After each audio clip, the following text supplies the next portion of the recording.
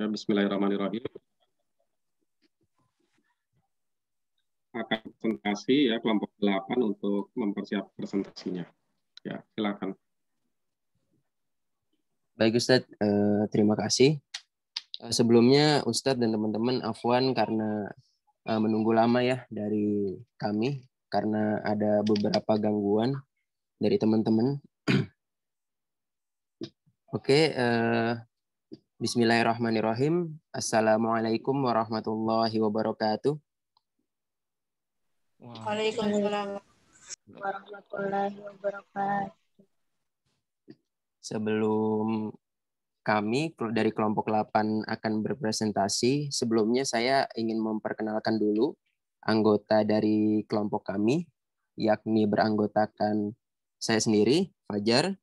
Selanjutnya ada Saudara Azril, selanjutnya ada Saudari Nelis, dan yang terakhir ada Saudari Lastri. Baik, dan kali ini yang insya Allah akan berpresentasi yakni saya dan Saudari Nelis.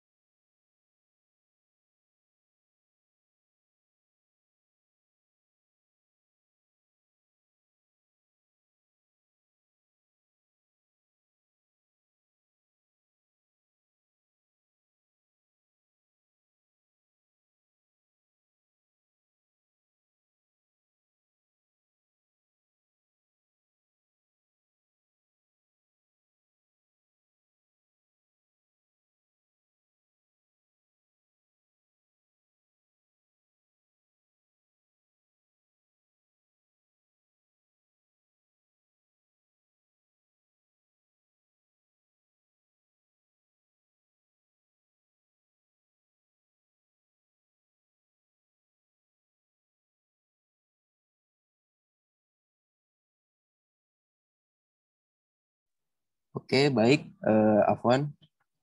Untuk Saudara Caca ya, untuk men-share screen dari PPT dari kelompok 8.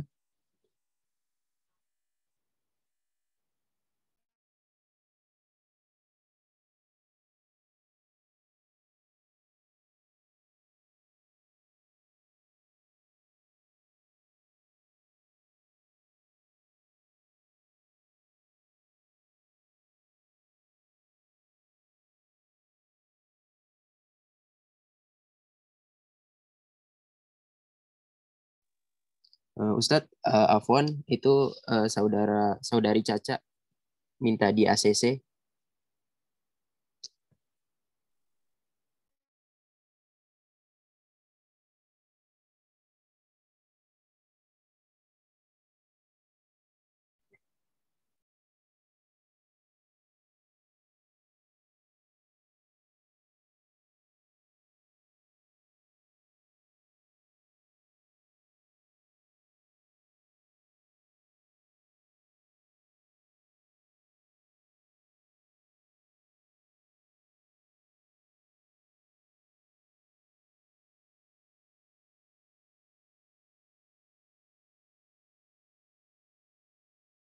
Oke, terima kasih Saudari Caca. Teman-teman bisa sambil dilihat ya, kami dari kelompok 8 dan yang beranggotakan 4 orang tersebut. Oke, bisa di next. Oke, dan insya Allah untuk presentasi pertama yakni mengenai definisi, urgensi, dan alat struktur, alat dasar manajemen, akan saya sendiri yang mempresentasikan. Oke, baik, bisa di next.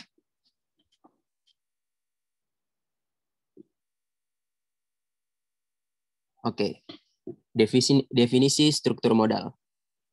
Istilah struktur berarti pengaturan berbagai bagian. Jadi, struktur modal berarti pengaturan modal dari sumber yang berbeda, sehingga dana jangka panjang yang dibutuhkan untuk bisnis dinaikkan. Dengan demikian, capital struktur mengacu pada proporsi atau kombinasi dari modal saham ekuitas, modal saham preferensi, surat utang, pinjaman jangka panjang, laba ditahan, dan sumber dana jangka panjang lainnya. Dalam jumlah total, modal yang harus dikumpulkan oleh perusahaan untuk menjalankan perusahaannya. Beberapa definisi struktur modal yang diberikan oleh beberapa ahli keuangan.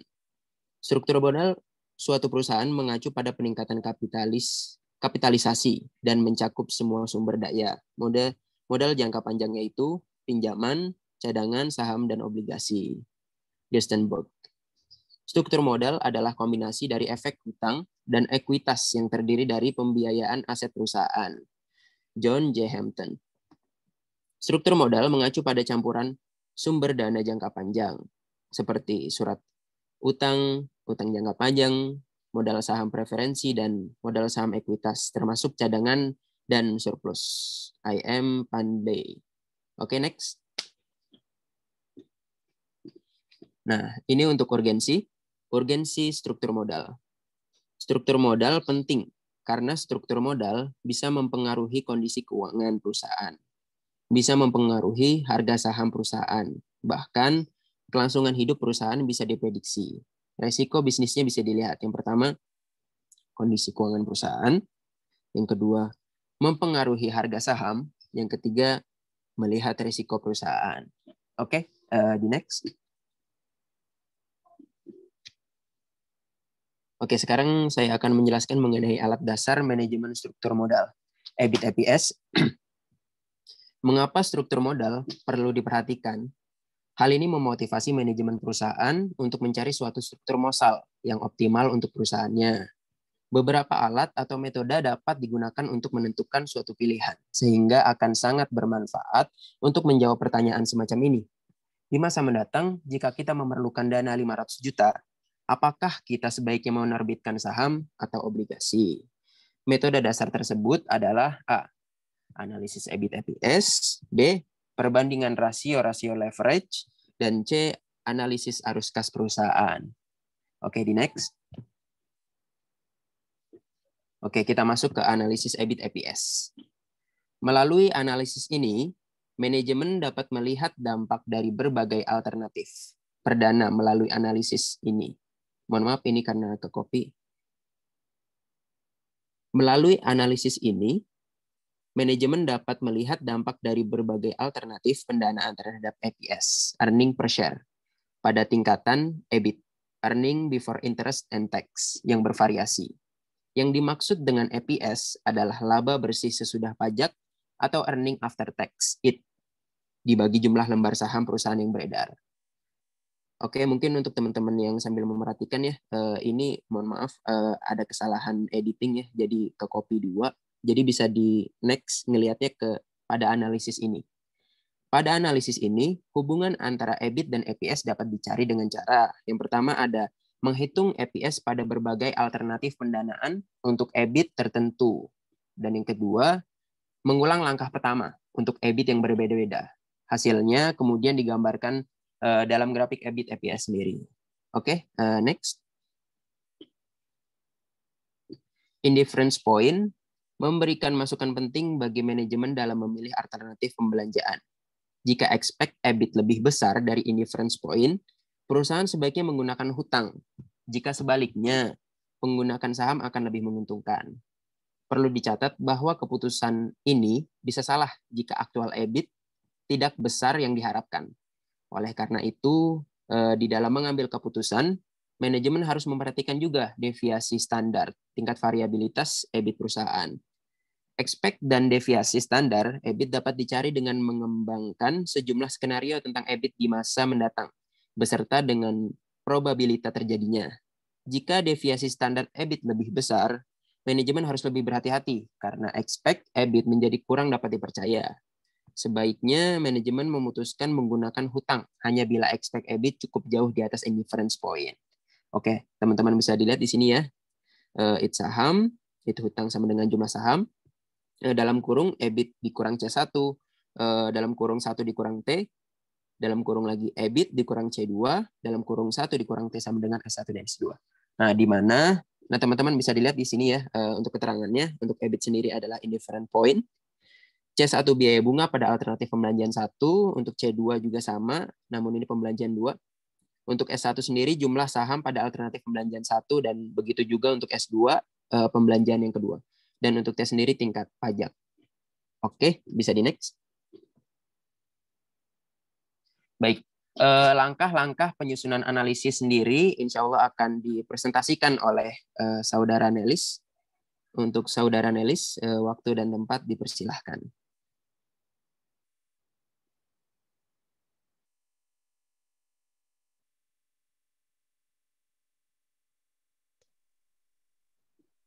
Baik, terima kasih kepada MC yang telah memberikan saya kesempatan untuk sedikit menjelaskan mengenai langkah-langkah penyusunan analisis. Oke, yang pertama ada pendekatan Modigliani dan Miller. Cara ini dilakukan berdasarkan asumsi bahwa nilai investasi didapat dari jumlah utang dan modal. Nilai investasi ditentukan oleh laba dan rugi dalam menjalankan perusahaan. Dengan demikian, nilai investasi tidak dipengaruhi perubahan dari struktur modal. Contoh, PT Adira Dinamika Multifinance memiliki hutang sebesar 50 juta dengan bunga sebesar 2%. Laba bersih dari perusahaan tersebut adalah 10 juta. Tingkat kapitalisasi sebesar 15%. Tingkat kapitalisasi diasumsikan sebagai nilai keuntungan untuk penambahan modal dalam perusahaan tersebut, yaitu sebesar 15%. Perhitungannya sebagai berikut. Diketahui laba bersih 10 juta, bunga 2%, hutang 50 juta, tingkat kapitalisasi 15%. Mungkin bisa minta tolong di next. Maka perhitungannya sebagai berikut. Pembayaran atas hutang yaitu 50 juta dikali 2%. Kemudian laba setelah dipotong hutang 10 juta kurangi 1 juta sama dengan 9 juta. Maka laba untuk pemegang saham yaitu sebesar 9 juta.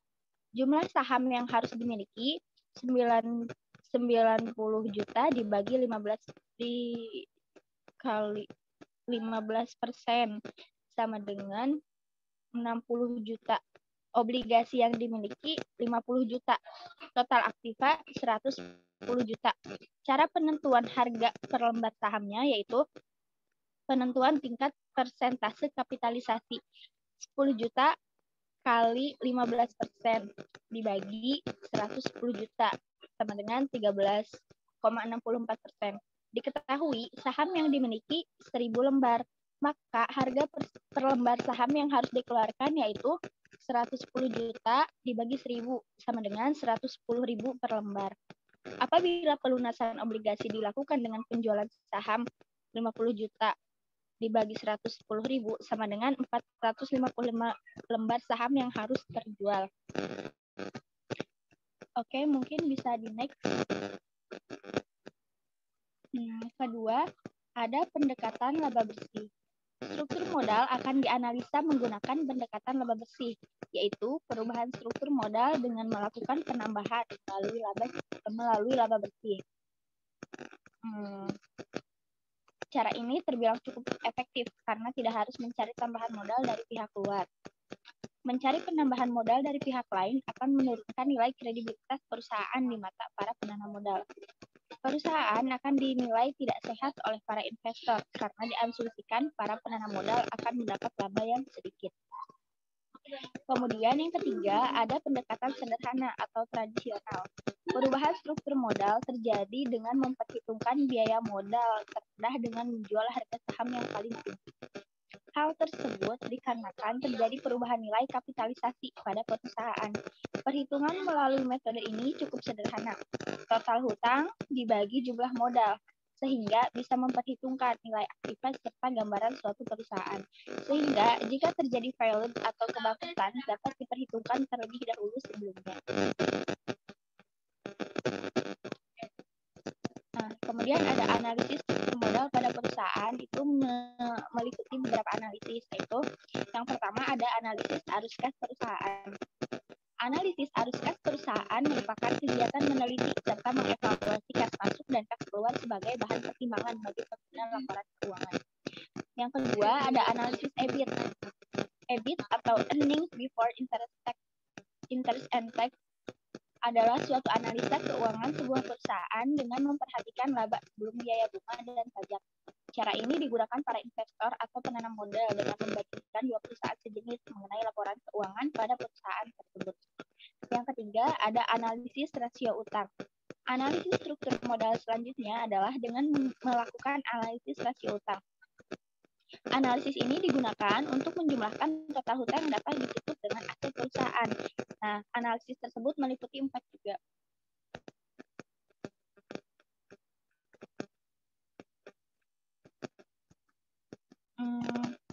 Mungkin bisa minta tolong di next.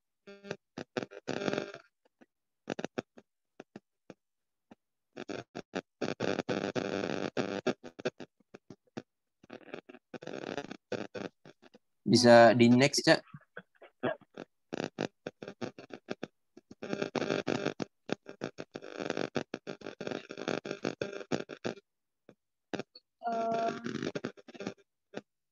Sepertinya sedang ini ya. Ya udah mungkin dilanjut saya sendiri yang buka ya.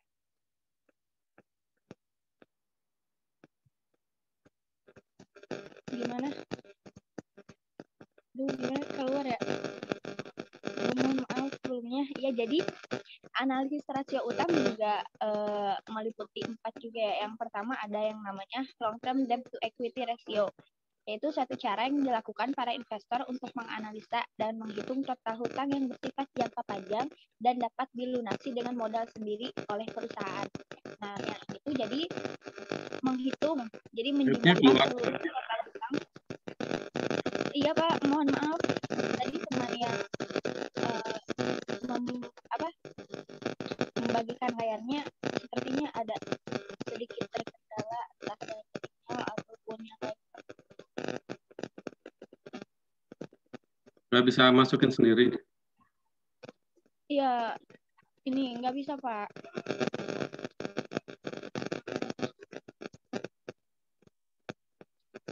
Jadinya gimana Pak? Boleh dilanjut atau menunggu teman?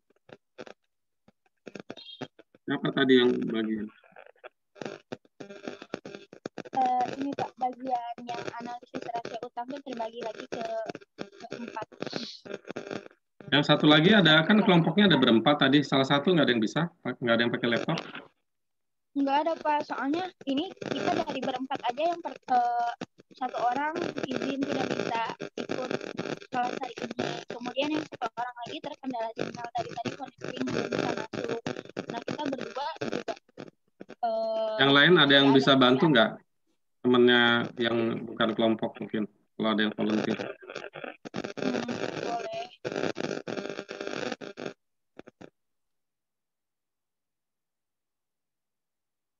Ya mungkin teman-teman ada yang lagi pakai laptop mungkin. Oke, Saudara Aisyah sudah kembali ya. Oke, Nelis bisa diambil alih. Oke, mohon maaf ya, mungkin bisa di next.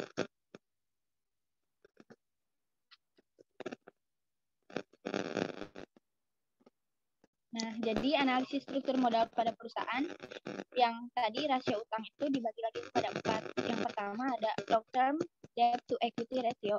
Itu suatu cara yang dilakukan para investor untuk menganalisa dan menghitung total hutang yang bersifat jangka panjang dan dapat dilunasi dengan modal sendiri oleh perusahaan.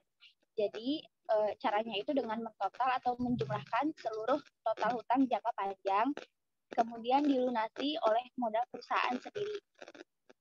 Nah, kemudian yang kedua ada long term debt to asset ratio. Suatu cara yang dilakukan para investor atau pihak yang berwenang untuk menganalisa dan menghitung total hutang yang bersifat jangka panjang yang dapat dilunasi dengan total aset yang dimiliki oleh perusahaan. Nah, mungkin perbedaannya dengan yang pertama tadi, jika yang pertama tadi dilunasinya dengan modal perusahaan, maka untuk long term debt to asset ini, aset rasio ini dilunasinya dengan aset perusahaan. Kemudian yang ketiga ada debt to equity ratio, yaitu suatu cara yang dilakukan para investor atau pihak yang berwenang untuk menganalisa dan menghitung total hutang yang bersifat jangka pendek yang dapat dilunasi dengan modal yang dimiliki perusahaan. Ini hampir mirip juga. dengan yang pertama. Hanya saja mungkin di sini yang di total itu atau yang dijumlahkan adalah utang-utang jangka pendek perusahaan, bukan jangka panjang, dan dilunasi sendiri oleh modal perusahaan. Kemudian yang terakhir ada debt to asset ratio, yaitu suatu cara yang dilakukan para investor atau pihak yang berwenang untuk menganalisa dan menghitung total hutang yang bersifat jangka pendek yang dapat dilunasi dengan aktiva yang dimiliki oleh perusahaan. Nah, ini yang tadi juga hampir sama dengan yang ketiga, hanya saja ini dilunasinya dengan aset atau aktiva perusahaan.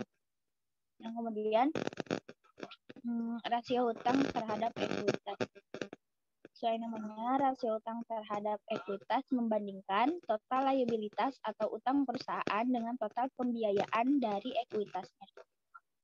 Rasio utang terhadap ekuitas yang tinggi menunjukkan bahwa bisnis menerima proporsi pendanaan utang yang lebih besar daripada pendanaan ekuitasnya.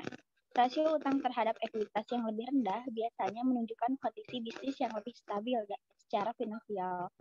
Tidak seperti pembiayaan ekuitas, utang wajib dibayar kembali kepada pemberi pinjaman atau kreditur.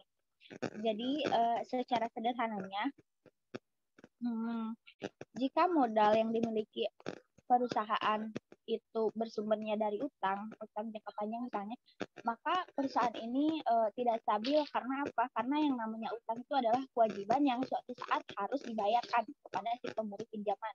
Sedangkan jika misalkan modal perusahaan itu tidak bersumber dari utang, maka perusahaan tersebut lebih stabil gitu, karena ya itu pendanaan rasio ya karena rasio utangnya lebih rendah gitu daripada modal. Itu yang untuk selanjutnya.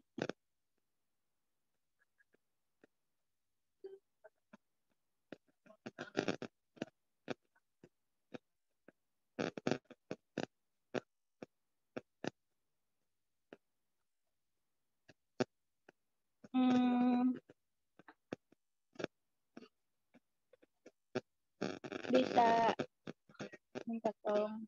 Terima kasih. Untuk selanjutnya yaitu rasio utang terhadap modal di mata investor dan kreditur. Kreditur memandang perusahaan yang memiliki rasio utang terhadap ekuitas tinggi akan lebih berisiko.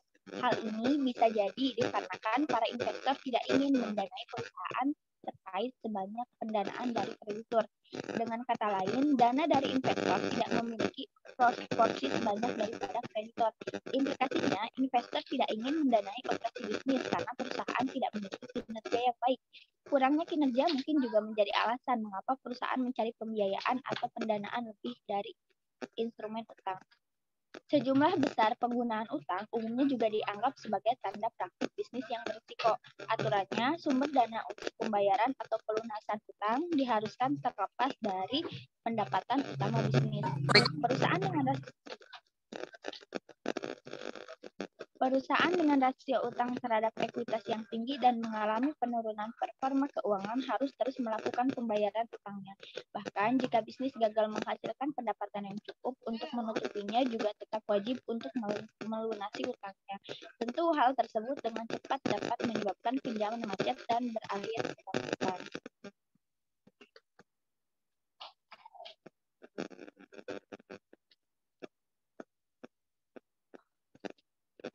Secara umum, rasio utang terhadap modal yang lebih rendah disukai oleh investor dan kreditur.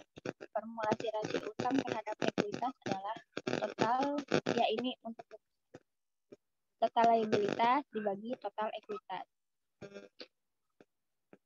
Contohnya, PT Santuy memiliki informasi keuangan berupa total liabilitas jangka pendek dan jangka panjang sejumlah 120 juta dan ekuitas pemegang saham sejumlah 230 juta. Maka nilai rasio utang terhadap ekuitasnya adalah 0,52. Dan jika masih di bawah 1, ini masih bisa dikatakan stabil kalau yang sedikit saya ketahui seperti itu. Mungkin itu yang dapat saya jelaskan sedikit mengenai materi hari ini. Untuk terima kasih telah menyimak. Mohon maaf jika terdapat banyak kekurangan dan kekeliruan. Untuk selanjutnya saya serahkan kepada MC. Oke, terima kasih kepada Saudari Nelis yang telah mempresentasikan mengenai penyusunan analisis. Oke teman-teman, tadi itu telah kami presentasikan ya, mulai dari definisi, kemudian ada urgensi, ada juga alat dasar manajemen struktur modal dan target rasio utang, dan yang terakhir tadi ada penyusunan analisis. Oke, sekarang mungkin masuk ke ini ya, apa namanya, sesi tanya jawab. Mungkin dari teman-teman yang ingin bertanya, untuk satu orang dulu kali ya, untuk teman-teman yang sekiranya tadi ketika menyimak atau apapun itu yang ada gitu ya di pikiran, merasa bingung gitu, mungkin bisa ditanyakan. Baik, dipersilahkan yang ingin bertanya.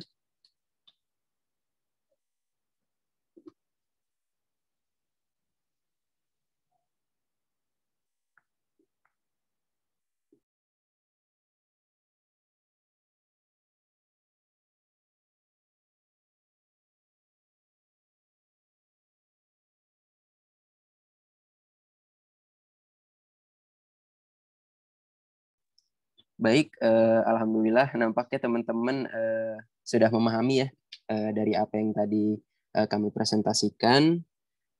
Mungkin cukup dari kelompok 8, kurangnya pastinya dari kami semua. Mohon maaf sebesar-besarnya dan lebihnya pastinya dari Allah. Mungkin cukup. Ya. Iya, Ustaz? Apa dari kan struktur modal ini sebenarnya tujuan akhirnya apa ya? Oke. Apa dengan struktur modal ini? Oke, Ustaz.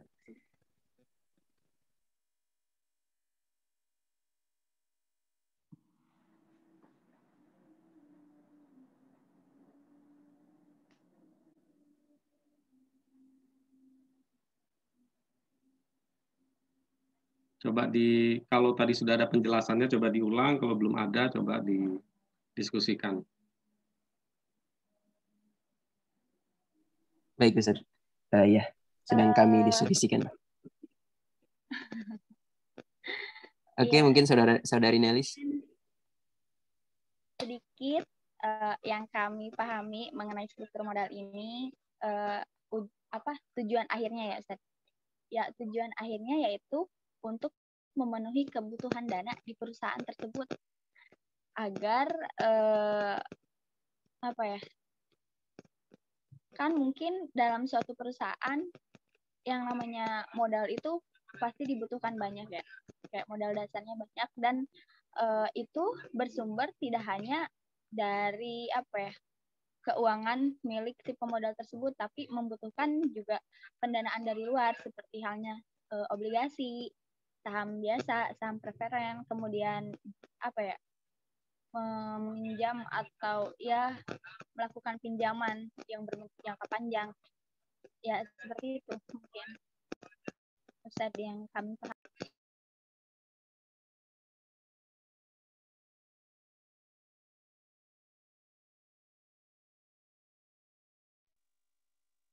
Iya, Ustaz. Kurang lebih seperti itu.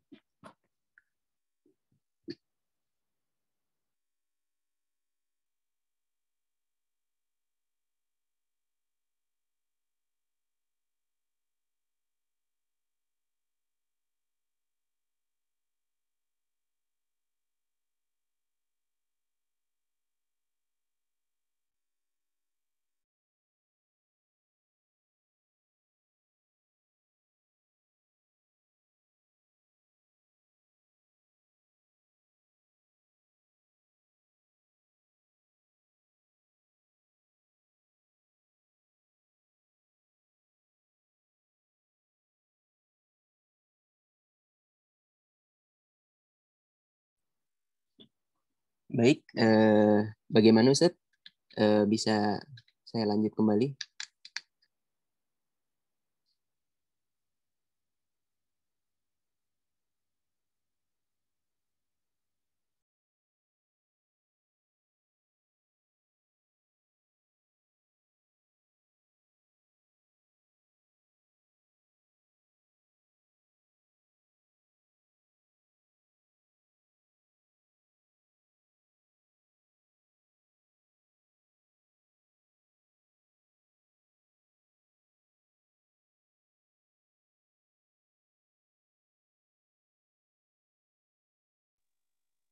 Oke, baik teman-teman. Mungkin demikian ya presentasi kami. Dan Afwan Ustadz, bila mana tadi dari jawaban dari kelompok kami mengenai pertanyaan yang Ustadz ajukan mungkin masih kurang ya, Afwan. Oke, teman-teman, kurangnya dari kami dan lebihnya pastinya dari Allah. Cukup sekian dari kami. Wassalamualaikum warahmatullahi wabarakatuh.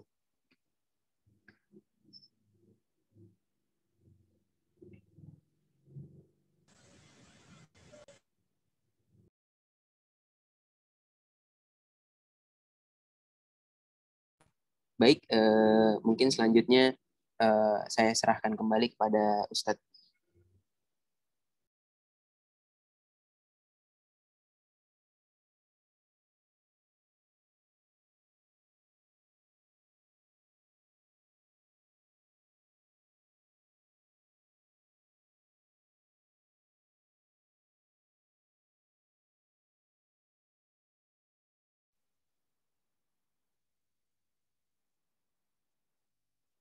Ya, jadi tadi kan apa jawabannya tadi untuk menambah modal ya. Tadi siapa yang jawab itu penjelasannya? Saudi dari Inelis, Ustadz. Iya, saya Pak. Iya, saya. Iya, apa tadi gimana? Maksudnya untuk menambah modal gitu maksudnya atau seperti apa? Iya, seperti itu kurang lebih Ustaz. Nah, terus maksudnya gini, apa penjelasannya apa sih maksudnya untuk menambah modal itu yang dicari apa gitu dengan penambahan modal itu gitu maksudnya. Kan oke, misalnya untuk keperluan apa struktur modal, tadi apa tuh struktur modal itu kan antara hutang sama modal ya gitu. Nah, kemudian apa sih yang dicari dengan struktur hutang dan modal itu? Apa untuk penambahan itu yang dicari itu apanya gitu? Ya. Kalau misalkan tahu sedikit yang saya tahu dan yang sudah kami diskusikan, ya tujuan akhirnya tetap untuk menaikkan laba gitu Ustaz. Jadi kenapa mencari tambahan modal tuh yaitu untuk menaikkan pendapatan, bukan pendapatan, ya laba. Gitu. Mungkin. Untuk apa menaikkan laba?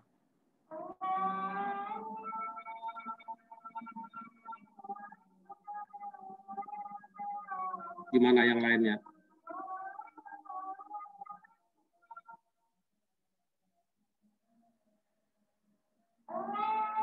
Kira-kira gimana yang lainnya? Apakah memang tujuannya untuk menaikkan laba atau ada yang lain?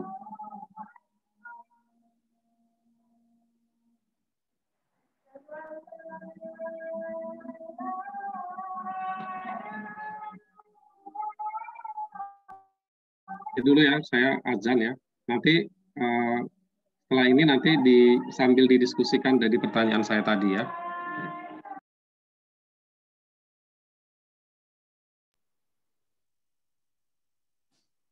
Oke, gimana kira-kira? Ustadz, Ya, oke. Afwan tadi yang Ustadz tanyakan tadi tujuan akhir dari struktur modal itu sendiri ya, Ustadz? Iya, betul. Oke, mungkin sedikit menambahkan ya dari tadi Nelis mengenai modal. Yang saya tangkap Ustadz, untuk mencari suatu struktur modal yang optimal Ustadz untuk perusahaannya. Dalam artian mengacu pada proporsi hutang jangka panjang dan ekuitas dalam total kapital struktur. Seperti itu, Ustadz. Iya. Jadi pertanyaannya saya, jadi setelah mendapatkan yang optimal yang dimaksud itu untuk apa gitu, maksudnya begitu.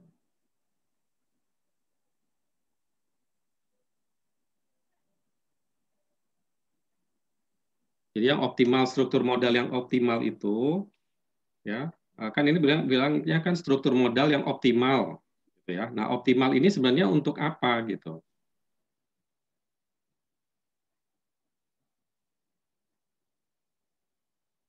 Ya, kan kalau kita bicara manajemen keuangan gitu ya, ya apa sih selama ini kita yang bicara tentang manajemen keuangan itu selama ini apa sih yang kita tuju sebenarnya dengan manajemen keuangan ini gitu. Nah, salah satunya dengan adanya teori atau mekanisme struktur modal gitu. Nah, ini sebenarnya arahnya supaya apa gitu dan nanti bisa tertunjukkan di mana gitu.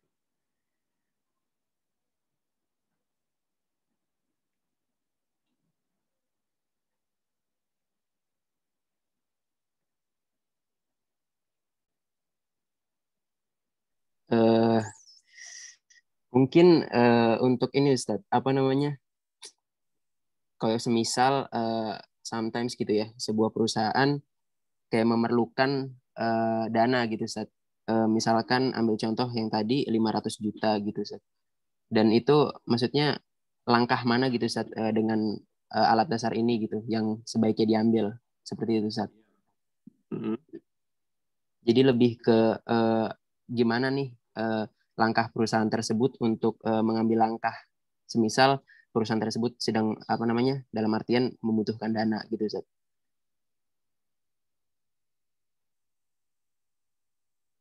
Ya kira-kira nanti setelah dipilih ya maksudnya gini kan kita memilih nih gitu itu benar sih nggak salah gitu ya memang tujuannya kita untuk mendapatkan berapa nih proporsi apakah mau menambah modal apakah mau menambah saham ataukah akan menambah utang jangka panjang kan begitu ya nah nanti secara kan tadi ada hitung-hitungan tuh, ada EPS, ada EBIT, gitu kan ya.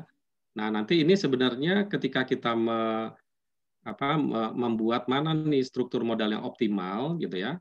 Ini sebenarnya hasil akhirnya ini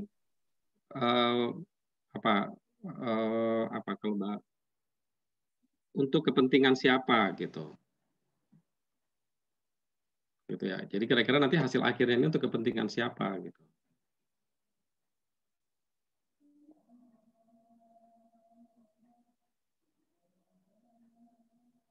Coba mungkin yang lain bisa juga silakan gitu ya, mau anggota kelompok yang lain atau mungkin yang bukan dari kelompoknya.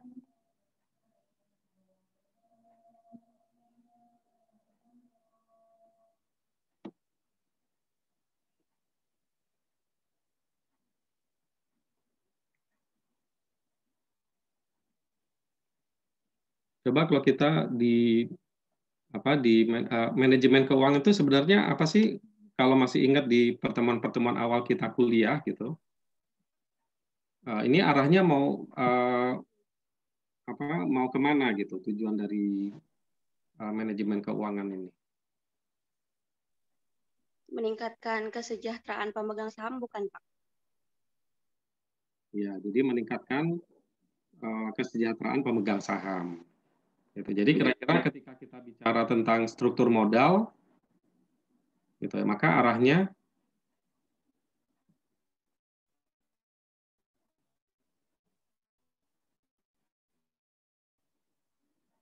arahnya.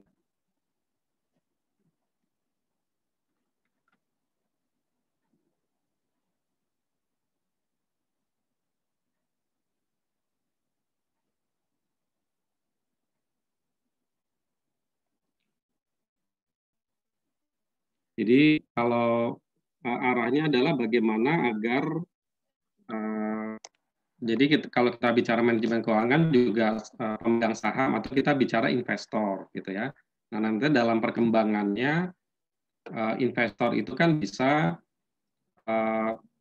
investor yang masuk ke dalam saham gitu ya atau investor yang masuk ke dalam pinjaman jangka panjang gitu ya yang sifatnya agak hibrid ya. Jadi kalau seperti misalnya obligasi yang sifatnya jangka panjang atau jangka panjang ya meskipun dia tidak menguasai kepemilikan gitu ya, tetapi dia bisa mempengaruhi jalannya perusahaan, gitu ya, jalannya perusahaan. Nah, itu jadi tentu nanti di dalam struktur modal ini gitu ya. Nah, itu adalah arahnya bagaimana agar kesejahteraan investornya itu meningkat. Gitu ya. Nah, itu mungkin yang yang arahnya adalah ke sana gitu. Jadi optimal itu dalam pengertian ya nanti kesejahteraan investornya itu akan meningkat. Itu ya. Jadi mungkin tinggal tambah itu aja gitu ya. Nah, saya coba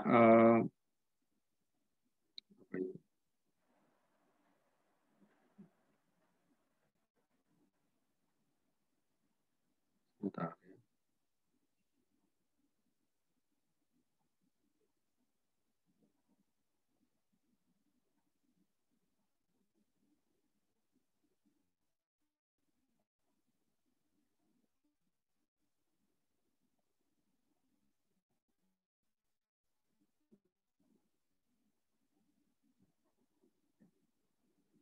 Nah, ini presentasi saya muncul ya. Sudah kelihatan? Sudah. Oke, jadi kalau kita lihat di sini bagaimana struktur modal gitu ya. Nah, struktur modal ini kan ada neraca ya. Nah, ini adalah gambaran neraca. Ya, ada aset lancar, aset tetap, utang lancar, utang jangka panjang, kemudian modal ya atau pemegang saham ya, modal pemegang saham. Nah, maka di dalam di dalam struktur modal ini ya yang merupakan struktur modal, yang dimaksud dengan struktur modal itu adalah komposisi dan proporsi hutang jangka panjang dan ekuitas. Gitu ya. Jadi jadi tidak semua hutang gitu ya, tidak semua hutang juga gitu ya, tetapi yang dimaksud adalah hutang jangka panjang dan hal ini bisa saham preferen maupun saham biasa gitu ya. Kenapa? Karena ini kaitannya dengan investor ya yang saya jelaskan tadi gitu ya. Kan ini kan perusahaan itu kan untuk kesejahteraan pemegang saham atau investor ya. Nah, sehingga struktur modal ini adalah struktur keuangan yang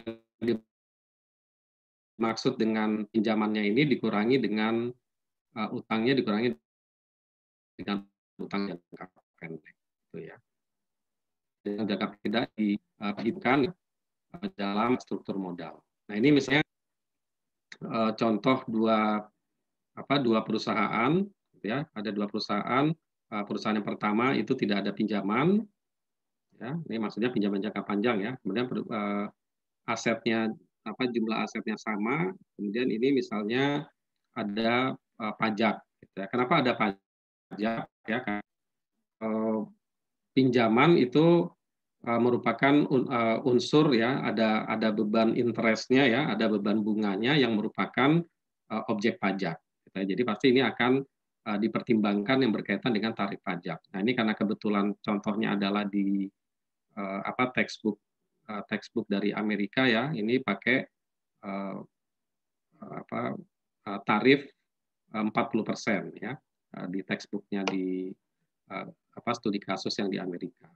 Mungkin kita bisa sesuaikan kalau studi kasusnya di Indonesia. Ya, nah kemudian di perusahaan L itu ada $10.000 dengan 12% ya bunganya. Nah kemudian perusahaan ini kedua perusahaan mempunyai operating leverage, business risk dan earning before interest dan tax. Nah, jadi kalau kita lihat di sini analisanya itu adalah earning before interest ya. Jadi meskipun nanti interest itu kalau karena kita belajar akunting ya, tentu kita paham gitu ya. Tetapi di dalam bahwa beban bunga itu sebenarnya masuk ke dalam operasional gitu ya. Nah, tetapi untuk kepentingan analisa keuangan ya kadang itu dikeluarkan terlebih dahulu ya. Jadi sehingga kita mengenal earning before interest dan tax. Jadi sebelum dikurangi dengan interest ya atau bunga ya. Kadang nanti ada earning before interest, tax dan depresiasi dan amortisasi Ya, mungkin kalau diingat di pertemuan kita yang kedua ya. Nah, perbedaannya adalah yang berkaitan dengan penggunaan pinjaman ya atau utang jangka panjang. Nah, jadi kalau misalnya kita bandingkan ya dampak leverage terhadap return ya, return itu berarti tingkat pengembalian kepada investor gitu ya, tingkat pengembalian kepada investor. Jadi kalau earning before interest dan tax adalah 3.000, kemudian perusahaan U tidak ada bunga, perusahaan L ada bunga sebesar 1.200 ya tadi berapa ini ya 12% ya. Nah, sehingga earning before tax, laba sebelum pajak punya tetap 3.000, L-nya 1.800. Gitu ya. L-nya 1.800. Dikenakan pajak untuk yang earning before tax, yang perusahaan U itu kena pajak 1.200 gitu ya. Sedangkan untuk yang perusahaan L kena pajak hanya 720. Ya. Nah, net income-nya memang ya dalam perhitungan net income ini 1.800 perusahaan U, sedangkan perusahaan L lebih kecil, gitu ya. Net income-nya lebih kecil 1.080. Gitu. Nah, tetapi ketika menghitung return on equity, nah ini karena kaitannya dengan tingkat pengembalian kepada investor, gitu ya. Maka tingkat kembalian kepada investor dia menjadi lebih tinggi. Ya, nanti lihat rumusnya return on equity. Ya, termasuk diperhitungkan adalah utang jangka panjang. Nah, dia mempunyai tingkat pengembalian yang lebih tinggi kepada investor. Gitu ya. Nah, sehingga nanti maksudnya gitu. Jadi kan kalau kita lihat gini, ini gitu ya. Tax ini kan lari ke pemerintah. Gitu ya, lari ke pemerintah, bukan lari kepada investor yang secara langsung menanamkan dananya di perusahaan, ya di entitas. Gitu. Jadi ini yang lari yang ya, artinya ini cost yang sudah tidak bisa diutak-atik lagi, gitu ya. Nah ini keluarnya adalah 1.200, sedangkan di perusahaan L ini hanya 720. Nah sehingga kalau kita misalnya berapa pengembalian ya. Ada yang nanya atau tidak jelas tadi penjelasan saya? Ya, saya lanjutkan ya. Nah, sehingga total pengembalian kepada investor gitu ya di perusahaan U itu hanya net income saja, yaitu sebesar 1.800. Ya, sedangkan di perusahaan L pengembalian kepada investor yaitu meliputi net income yang 1.080 plus 1.200 sehingga jumlahnya 2.280. Nah, ada perbedaan pengembalian kepada investor yaitu lebih tinggi $480. Gitu ya. Nah, ini adalah cara pandang struktur modal gitu ya. Karena tapi ini yang diperhitungkan adalah pembiayaan jangka panjang ya, jangan jangka pendek gitu ya. Gitu. Bisa dipahami ya bagaimana cara kita berpikir tentang struktur modal. Ya, aplikasinya nanti mungkin bisa macam-macam gitu ya. Aplikasinya mungkin bisa jadi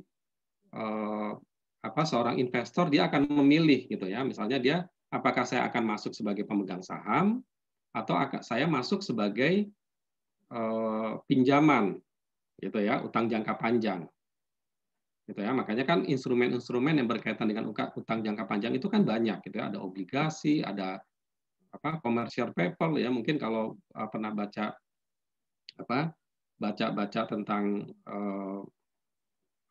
berita-berita keuangan ya sampai beberapa tahun yang lalu, beberapa tahun terakhir gitu ya, itu ada macam-macam instrumen keuangan masuk sebagai commercial paper. Dia nggak mau masuk sebagai masuk sebagai pemegang saham gitu ya, karena ini misalnya dampaknya nanti adalah pada kalau dia masuk pada pemegang saham masuknya sebagai dividen, gitu ya. Dia menerimanya sebagai dividen, gitu ya. Nah, dividen itu kan setelah tax, gitu ya, setelah pajak perusahaan, ya, pajak penghasilan badan, gitu ya. Sehingga nanti angkanya sudah besar terpotong oleh pajak. Nah, sementara kalau masuk sebagai commercial paper, masuk sebagai obligasi, gitu ya, maka dia akan mengurangi net income-nya, ya, sehingga pajak juga turun. Kan kalau pajak turun berarti kan pengembalian kepada investornya tadi yang ini kan jadinya. Nah, kalau kita lihat di sini berarti 1.200 ditambah 1.080, gitu ya. Nah, itu bisa bisa mendapatkan hasil yang lebih besar dari perhitungan dia tentang struktur modal. Begitu ya, sampai sini gimana, bisa dipahami? Ada pertanyaan mungkin?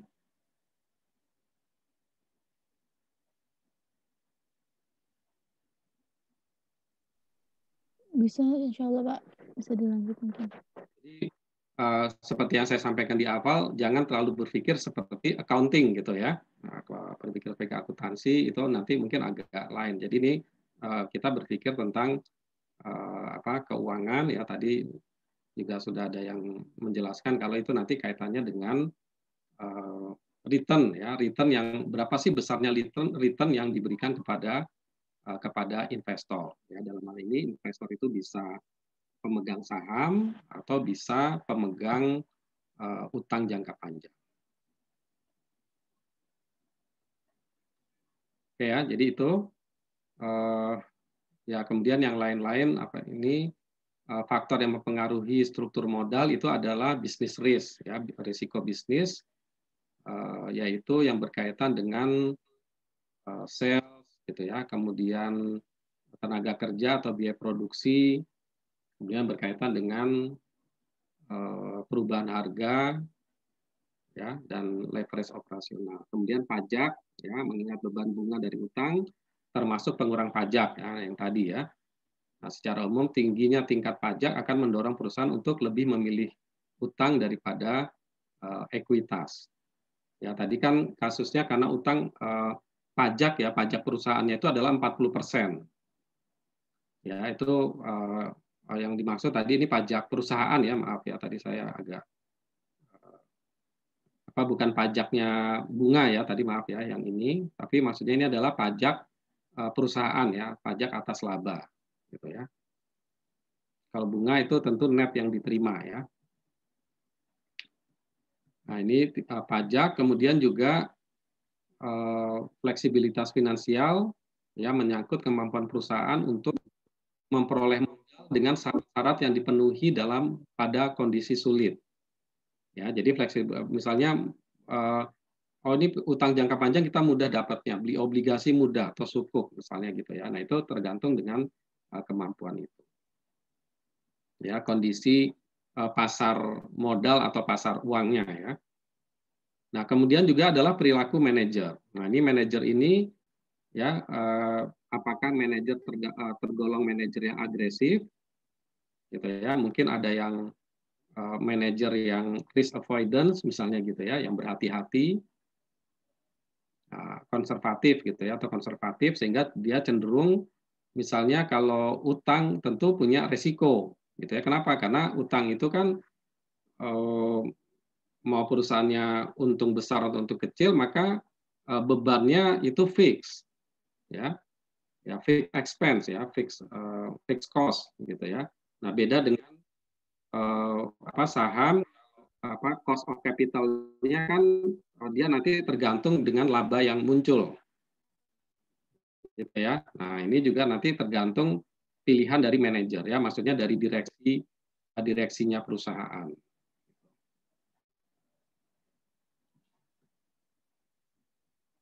Gitu ya. Kemudian financial leverage, ya, ini ya, financial risk, ya. Jadi ini tadi bedanya kalau business risk dengan financial risk gitu ya. Kalau business risk ini resiko yang berkaitan dengan faktor tadi ya, faktor dengan bisnisnya. Ya, faktor dengan bisnis tadi di sini. Nah, ini risiko bisnis yang berkaitan dengan bisnisnya. Ya, perubahan, kemudian persaingan ya dan sebagainya. Ya, sedangkan kalau financial risk ini berkaitan dengan resiko, misalnya ini leverage ya, karena utang dengan private stock, ya private saham preferen, ya saham preferen kan fixed cost ya, cost of capitalnya kan fix ya, karena namanya saham preferen misalnya pemegang sahamnya dia mensyaratkan untuk mendapatkan fixed dividend, itu kan hampir sama kan jadinya dengan utang, gitu ya. Ya, finansial berarti ini adalah risiko tambahan yang berkaitan dengan pemegang saham biasa sebagai risiko dari financial leverage ya. Nah, jadi mungkin orang nanti berminat atau tidak berminat dengan saham biasa, gitu ya, karena ada risiko. Gitu ya. Jadi ini berkaitan ya dengan saham yang diterbitkan ya, atau sekuritas atau surat berharga yang diterbitkan ya. Ketika semakin tinggi utang maka financial risk akan semakin tinggi, gitu ya. Yaitu membedakan antara business risk dengan financial risk. Ya, jadi berkaitan dengan cost of capital ya. Kalau financial risk itu nanti berkaitan dengan cost of capital. Kalau business risk ini berkaitan dengan bisnisnya, gitu ya. Nah, itu berkaitan dengan bisnis. Oke ya, itu. Kemudian yang lainnya, ya ini tadi diulang.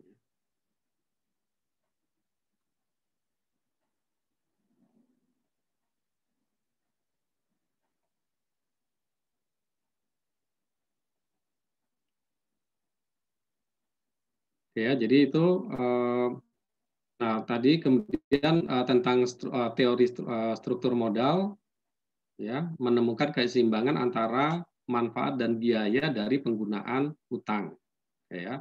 Manfaat dari utang berasal dari penghematan pajak ya, mungkin yang memungkinkan perusahaan untuk mengurangi pembayaran pajak yang tadi ya, tanpa utang bayar pajak 200 dengan utang bayar pajaknya menjadi 720 gitu ya. Nah, kemudian tadi kaitan dengan financial risk ya. Tentu kita harus membuat perbandingan ya. Nah, yang ini tadi ya. Nah, ini tadi membuat perbandingan ini dengan tingkat bunga berapa gitu ya. Tingkat bunganya kan ini tadi 12%. Nah, sementara pajaknya 40%, kemudian nanti berapa banyak dia harus memberikan dividen ya, makanya nanti kaitannya itu adalah dengan pemegang saham biasa gitu ya.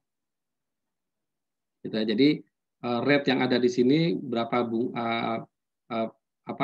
tingkat bunga, berapa tingkat tarif pajak gitu ya, ini harus disimulasikan di dalam perhitungan-perhitungan dengan model seperti ini.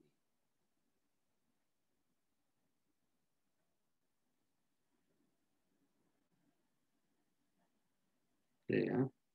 Adapun biaya atas penggunaan utang bersumber dari biaya bankrupt, biaya agensi cost, dan biaya yang terkait dengan informasi tidak asimetrik ya. Ya, ini kalau ada biaya-biaya yang informasinya tidak tersampaikan secara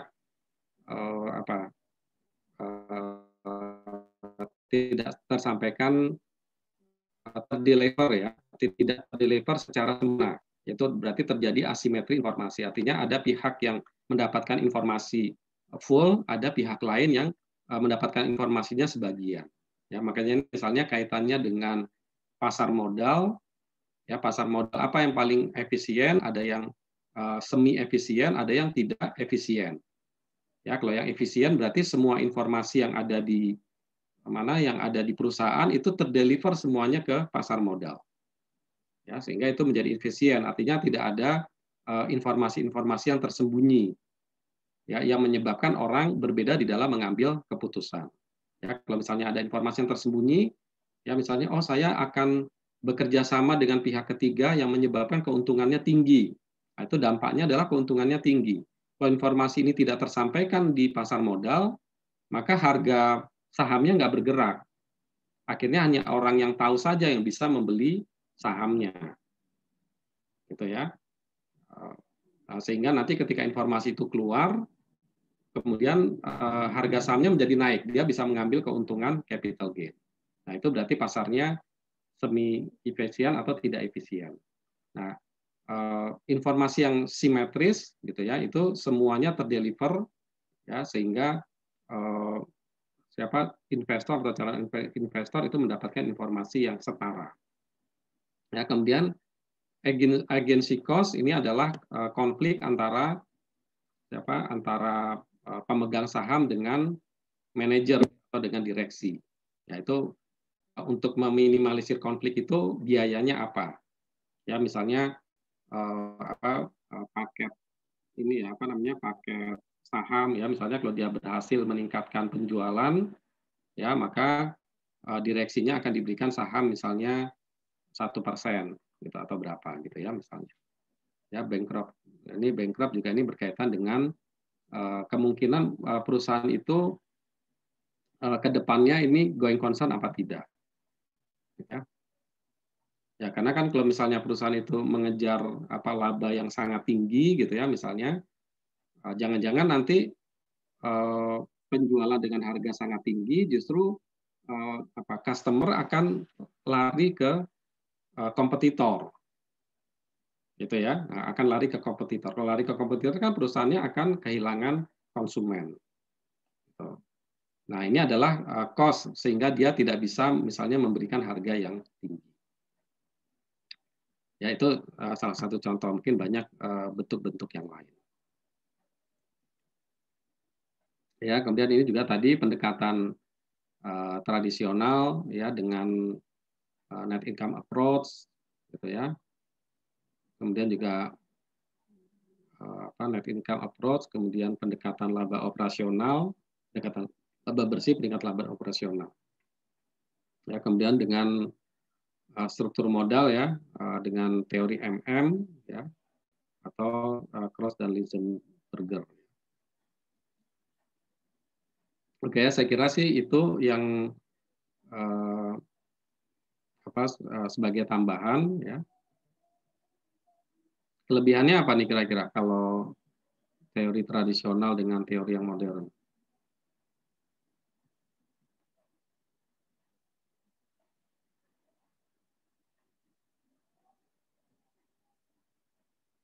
Ya, yang jelas kalau teori MM ini perhitungannya lebih rigid ya, dengan mempertimbangkan beberapa konsideran ya.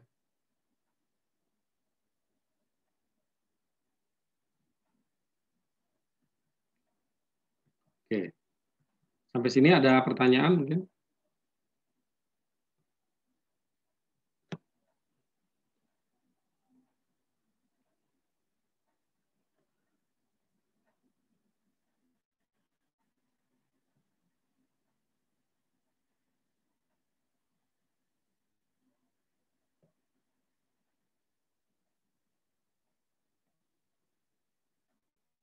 Ada pertanyaan?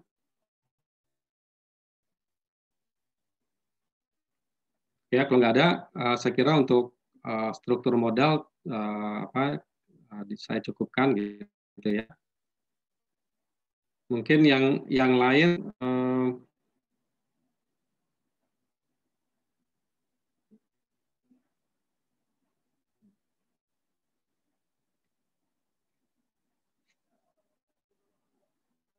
kalau yang lain kemarin saya cek di Google Classroom ya, itu nggak ada ini ya, belum ada yang ngumpulin tugas ya.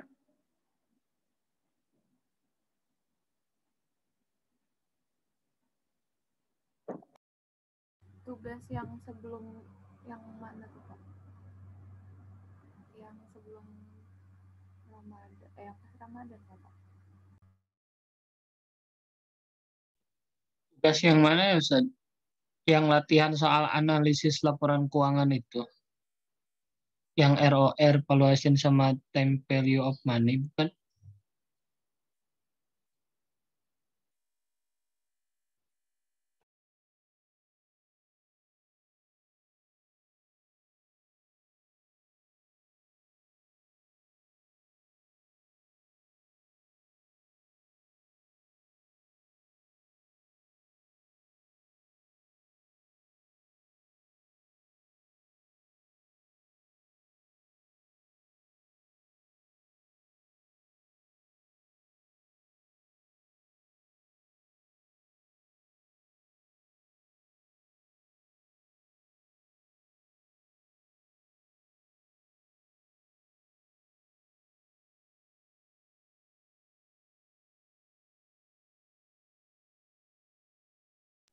Oh ya, belum ada tambahan lagi ya. Saya baru ngasih itu ya. Oh iya.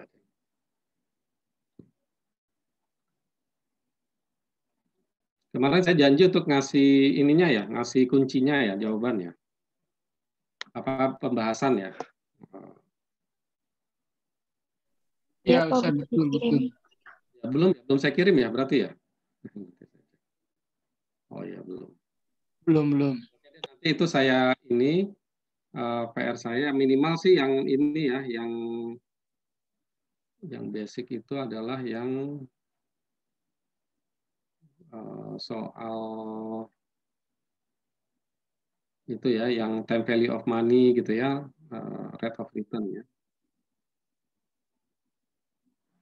Oke, itu nanti saya siapkan. Kemudian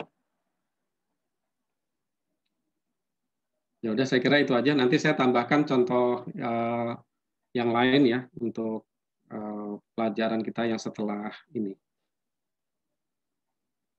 yang setelah ya apa setelah liburan ya.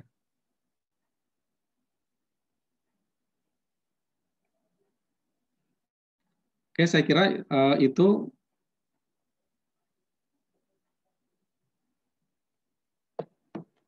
Ada pertanyaan mungkin? Kan Pak, itu record yang kemarin sama yang ini bakal di-upload lagi atau enggak Pak? Oh iya, saya upload nanti. Ya, nanti itu saya upload. Terima kasih Pak.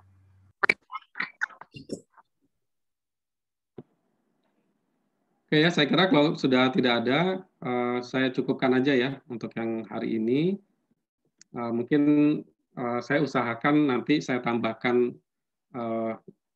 soal-soal latihan ya untuk yang kemarin apa sih cost of capital dan capital budgeting ya, capital dan capital budgeting. Kemudian nanti mudah-mudahan di pekan depan nanti kita bisa sambil bahas ya.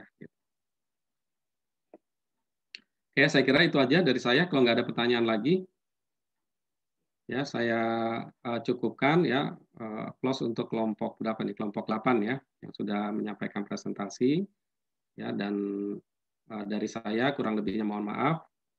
Ya, bila taufiq wal hidayah. Assalamualaikum warahmatullahi wabarakatuh. Waalaikumsalam warahmatullahi wabarakatuh. Terima kasih Pak. Waalaikumsalam. Syukur Ustaz.